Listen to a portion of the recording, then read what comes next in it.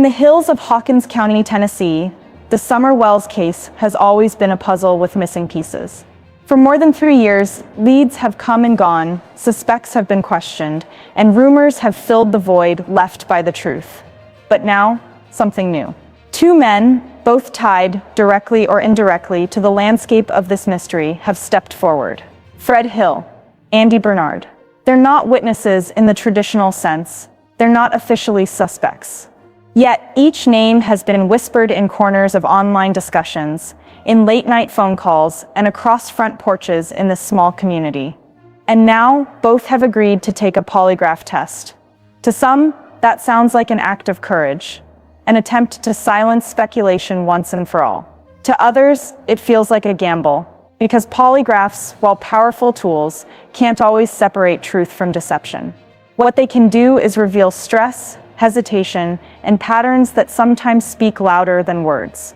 And in a case where the truth has been buried for more than 1,000 days, even the smallest tremor on a polygraph needle could shake the ground beneath someone's story. Tonight, we're going to break down exactly why these tests matter, what they might reveal, and why, after all this time, the decision to take them is raising more questions than answers. But before we dive into this, kindly subscribe to our channel if you believe in fighting for justice. We've just crossed 4,000 subscribers, all because of your support, and we need that same energy to reach 5,000, then 6,000, and then 10,000. So go ahead and drop your fingerprints on that subscribe button and where you're watching from, because wherever you are, the day this vision is fulfilled, I will send my appreciation straight to you. Let's keep building this community that fights for justice together. 3 years after Summer Wells vanished, 2 new voices, Fred Hill and Andy Bernard, have agreed to take a polygraph. Is this a leap toward closure, or a carefully crafted diversion in the search for answers? To understand why this matters, we need to return to the beginning. June 15, 2021, Hawkins County, Tennessee. A rural, wooded landscape where Summer, just 5 years old, was reported missing from her family's home on Ben Hill Road. That day triggered one of the largest search efforts in state history: crews on foot, helicopters circling overhead, divers scouring waterways. The Tennessee Bureau of Investigation, local law enforcement, and dozens of specialized teams poured resources into the hunt. Yet, days turned into weeks, and then into years, without the solid breakthrough everyone was praying for. Public interest has never truly faded. The case has lived on in news updates, on social media forums, and in quiet conversations in the community. Every new tip, every unusual statement, every slip of the tongue has been examined and debated. And now, we have something new. The polygraph, a tool as controversial as it is intriguing, has entered the picture. Some see it as a truth teller, a final arbiter of honesty. Others dismiss it as unreliable, pointing to cases where results have been misleading or inconclusive. But in the world of criminal investigations, a polygraph isn't just about the results, it's about the reaction it provokes, and the questions it forces into the light. Asterisk Detective Max here, listen closely. Right now, you might feel like you've heard this story before, but the truth is, we're only scratching the surface. The real turning points are buried in the details most people overlook, and that's exactly where we're heading next. What I'm about to walk you through could reshape how you see every single statement, every timeline, every theory in this case. So don't move, don't scroll, because if you step away now, you might miss the one piece that makes all the other pieces finally click. Fred Hill and Andy Bernard, 2 names that until now lingered on the outer edges of the Summer Wells investigation. Neither were central suspects. Neither had been consistently in the headlines. In fact, for much of the past 3 years, they existed more in the footnotes than in the main narrative. But recently, that changed. In a move that caught the attention of both the public and online sleuths, Fred Hill and Andy Bernard publicly agreed to take a polygraph test. No subpoena, no visible coercion. Just an open statement, volunteering themselves for an examination that probes not only what you know, but how your body reacts when the truth is questioned. Why would 2 men who've remained on the periphery suddenly step forward in such a high-stakes way? Was this an act of transparency, an attempt to clear their names and end whispers that may have followed them since 2021, or was it the result of mounting pressure, either from the community, from law enforcement, or perhaps even from their own conscience. Agreeing to a polygraph is no small decision. The very act of saying yes sends a signal, one of two possibilities: confidence in one's innocence, or confidence in one's ability to mask the truth. In this case, the timing is just as important as the agreement itself. 3 years into a cold trail, this sudden willingness to prove something raises as many questions as it answers. Before we go any further, let's strip the polygraph down to its core. Despite the drama you see in movies, it's not a magic truth machine. At its most basic, a polygraph measures physiological responses, changes in heart rate, blood pressure, breathing patterns, and perspiration. The idea is simple: when a person lies, the stress of deception will cause their body to betray them. But here's the reality. Decades of scientific research have shown that the polygraph is far from foolproof. Nervousness, anxiety, or even the setting of the test itself can trigger the same spikes in readings as a lie. And just as concerning, skilled liars, or those with certain psychological conditions, can sometimes remain calm enough to pass without telling the truth. This is why many courts don't allow polygraph results as evidence. Too many false positives. Too many false negatives. So why do investigators still use them? Because sometimes, the polygraph is less about the science, and more about the symbol. When a subject sits in that chair, strapped to sensors, facing pointed questions, it can be a powerful psychological moment. The test can prompt a confession. It can shake loose inconsistencies. Or it can simply tell investigators how a person reacts under pressure. In a case like Summer Wells, where the trail has gone cold, the polygraph isn't about producing a courtroom-proof result. It's about shifting the ground beneath someone's feet to see what they do next. In a case that has endured over 3 long years, any movement, any decision, can ripple far beyond the immediate moment. Fred Hill and Andy Bernard's willingness to take a polygraph is not just a personal choice, it's a signal. A signal to investigators that these men are prepared to put their statements under an intense, if imperfect, form of scrutiny. If the results, or even just the process, raise questions, it could trigger a chain reaction. Detectives might revisit earlier interviews, probing for details that suddenly seem more important. Search teams might reconsider old areas or expand into new ones, guided by even the slightest shift in narrative. And then there's the public. In the Summer Wells case, the public has never truly stepped back. Online forums, discussion boards, and social media groups have kept her name alive, dissecting every lead, every rumor, every official update. The moment news of these polygraph agreements broke, conversations reignited. Posts speculating on motives, timelines, and possible outcomes began circulating within hours. This is the double edge of public curiosity. It can generate fresh tips and jog old memories, but it can also fuel misinformation. For investigators, that means separating signal from noise. Still, in a case where silence has been the norm, this development is a jolt of electricity. Whether it leads to clarity or simply more questions, that will depend on what's said and how it's said once those sensors are strapped on. In the Summer Wells investigation, 3 core theories have dominated public and private conversation from the very beginning. First, abduction. Could Fred Hill or Andy Bernard's decision to take a polygraph eliminate them from suspicion, or at least reduce their proximity to this theory? Possibly. But absence of deception on a polygraph is not proof of innocence, just as a failed test is not proof of guilt. Second, accident or misadventure. This is the theory where timing, location, and silence matter most.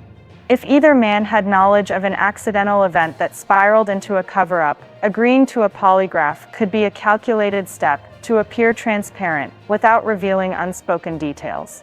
Third, insider involvement. This theory has always carried weight because of the remote, tight-knit community where Summer disappeared. When familiar names resurface and volunteer for a test, it can be read 2 ways: a sincere attempt to clear the air, or a move to redirect attention toward others. The truth is, their choice to step into this controversial testing process shifts the lens through which these theories are viewed. It doesn't erase suspicion, and it doesn't confirm guilt, it simply adds a new layer to the narrative. In the world of criminal investigation, actions are rarely just what they seem. And in the absence of verified results, the polygraph is less a verdict and more a stage. For now, the question is not what the machine will say, but why these men are willing to sit in the chair at all. The moment news broke that Fred Hill and Andy Bernard had agreed to polygraph tests, the digital wildfire began. True crime channels picked it up within hours, some dissecting every public statement the two men have made, others speculating on why they chose this moment to step forward. On message boards, threads multiplied, each post layering fresh interpretations on the decision. Was this courage, strategy, or a move born from mounting whispers in a small town? Social media fed on the intrigue, with TikTok clips and YouTube comment sections erupting in theories, timelines, and confident declarations, most of which were built on fragments, not facts. In the middle of this noise stands law enforcement, silent, steady, and deliberate. The Tennessee Bureau of Investigation has not confirmed any role for these men in the active case, nor have they commented on the validity or scheduling of the polygraphs. But here's the subtle reality. The louder the public conversation becomes, the greater the pressure on investigators to acknowledge it, whether to dismiss it, redirect it, or use it as leverage in interviews. Polygraphs, even unofficial ones, have a way of shifting the room. Not always because of the science, but because of the perception. And in a case like Summer Wells, perception can be as volatile as gasoline, waiting for a spark. For the Wells family, the passage of time has not been a healer, it has been an accuser. Every few months, a new ripple in this case drags their name back into headlines. Now, with Fred Hill and Andy Bernard stepping forward to take a polygraph, that ripple is once again washing over them. On the surface, this development could be read as a sign of progress. If these men pass the test, if their answers match the story they've told, that could potentially remove them from the cloud of suspicion. That means less background noise, fewer false leads, and perhaps a clearer path for investigators to walk. For a family living inside a nightmare, that kind of development can feel like the faintest glimmer of daylight breaking through. But beneath the surface, it's not so simple. Polygraph results, whether they're released publicly or leaked in whispers, rarely stay in their intended context. They become fuel for online speculation, ammunition for armchair detectives, and fodder for those already convinced of a particular theory. If the results are inconclusive, or if the smallest inconsistency is detected, it could ignite another round of accusations and renewed tension. And in cases like this, accusations have a way of sticking, even when disproven. There's also the human toll. When you've been under the microscope for nearly 3 years, any new twist, no matter how small, feels magnified. The family knows that every look, every pause, every shift in tone during an interview will be dissected by strangers online. In the court of public opinion, grief is often mistaken for guilt. Tears can be labeled as manipulation. Silence can be framed as coldness. This is the invisible weight the Wells family carries. They are not only grieving the loss of a child, they are surviving inside a pressure chamber, where the oxygen is suspicion, and the walls are made of rumor. And each time a new development, like this polygraph agreement, bursts into the spotlight, that chamber gets just a little smaller, a little hotter, and a lot harder to survive.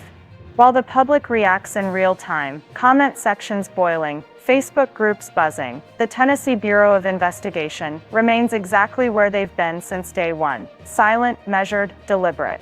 They have not confirmed the date of the polygraph.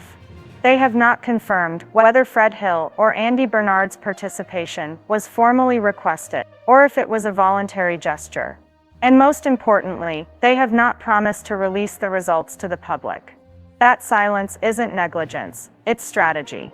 Polygraphs, despite their cultural weight, aren't silver bullets. They can hint at deception, they can raise questions, they can even prompt confessions, but by themselves, they don't close cases. In court, their value is limited. In investigations, their value is leverage. For TBI, this development is less about what the machine says, and more about what it provokes. If someone is being untruthful, even partially, the pressure of knowing they've just been tested can lead to slips in follow-up interviews. If someone is telling the truth, the test can help rule them out, quietly narrowing the suspect pool without feeding the rumor mill. The public may be desperate for instant answers, but the Bureau knows this isn't a race, it's a minefield. Each step must be deliberate, each move calculated. Because in cases like this, a single misstep can destroy a lead before it ever sees daylight. So while the headlines scream polygraph breakthrough, law enforcement is likely thinking something very different. Let's see where this takes us. Quietly. So what happens after the cameras stop rolling and the online chatter fades? If Fred Hill and Andy Bernard follow through with these polygraph tests, there are a few likely moves behind the scenes. First, private interviews. Whether the results suggest deception or truth, TBI will want to sit down with each man, separately, away from cameras and microphones. Polygraphs are never the final word, they're the beginning of a deeper conversation. Sometimes, just taking the test opens the door for investigators to revisit details, timelines, and statements they once set aside. Second, potential search revisits. If anything from those discussions points to a location, an overlooked area, or a moment in the timeline that doesn't quite add up, it's not unusual for investigators to quietly return to old ground. In cases this cold, even a small shift in direction can be enough to spark movement. Third, an investigative pivot. It's possible this could redirect focus entirely, either tightening the circle around certain individuals, or just as importantly, ruling them out. Eliminating possibilities is as much a victory as finding them. But here's where you, the public, come in. Even now, the smallest tip could matter. A conversation you overheard in 2021. A vehicle you remember seeing on Ben Hill Road. Something you didn't think was important at the time. Cases like Summer Wells don't break open in a single dramatic moment. They shift inch by inch, through persistence, patience, and a refusal to let the trail grow cold. So if you know something, however small, now is the time to say it. 3 years have passed since Summer Wells disappeared. And yet here we are, still chasing shadows, still holding on to fragments of hope. The truth is, hope is fragile. It bends under the weight of time, of unanswered questions, of leads that go nowhere. But every so often, something like these polygraph agreements stirs the air again. Let's be clear, a polygraph is not a magic key. It can't tell the whole truth, and it's not admissible in court for a reason. But what it can do is light a match in a darkened room. It forces conversations. It challenges silence, and sometimes, it brings people back to the table who thought they were done talking. This case, Summer's case, will not move forward without vigilance. That means sharing her story. That means watching for developments. And it means speaking up if you have anything, no matter how small, that might help piece this puzzle together. If you know something credible, contact the Tennessee Bureau of Investigation. Don't wait, don't assume someone else will do it. Detective Max here, this investigation isn't over. Stay sharp, stay engaged. And until we meet again, keep your eyes open, and the truth in sight.